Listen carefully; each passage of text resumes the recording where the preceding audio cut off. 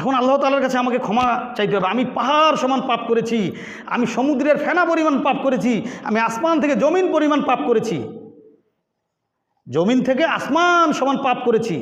এখন আমার জন্য কি ক্ষমা নাই? ক্ষমার বিধানও আল্লাহ তাআলা রেখে দিয়েছেন। ইয়া আইয়ুহাল্লাযিনা আমানু তুবু ইলাল্লাহি তাওবাতুন নসুহা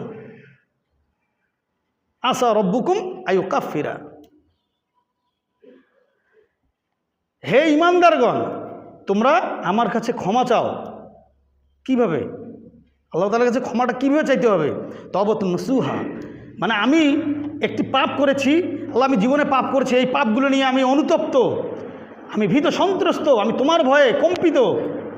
আল্লাহ তুমি আমাকে ক্ষমা করো, আমি জীবনে এই পাপ করব না। আমি যে লজ্জিত, আমি ওয়াদা করবো আল্লাহ তাআলার কাছে এই পাপ আবার কোনো দিন করবো না।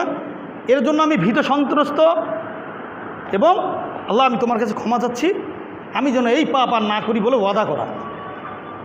আল্লাহ তাআলার কাছে একাগ্র চিত্তে আর করবেন না জীবনে এই পাপ নিয়ে আপনি অনুতপ্ত, এই পাপ নিয়ে আপনি ভীত সন্ত্রস্ত, এই মনে করে কায়মনোবাক্যে আপনি আল্লাহ তাআলার কাছে ক্ষমা চান। আসা রব্বুকুম আইয়ুকাফিরা, আমি বলছেন, এটা আল্লাহ তাআলার আয়াত বলছেন। আসা রব্বুকুম আইয়ুকাফিরা, আশা করা যায় আল্লাহ তাআলা ক্ষমা করে দিবেন। সুবহানাল্লাহ, কত বড় সুযোগ আমাদের জন্য আল্লাহ তাআলা রেখে দিয়েছেন, আমরা এগুলো জানি না। তার মানে আল্লাহ তাআলার কাছে আগে তওবা করতে হবে। দেখেন, সালাম ফিরানোর পরেই আল্লাহু আকবার, আস্তাগফিরুল্লাহ আস্তাগফিরুল্লাহ আস্তাগফিরুল্লাহ, এই যে ইস্তেগফার করে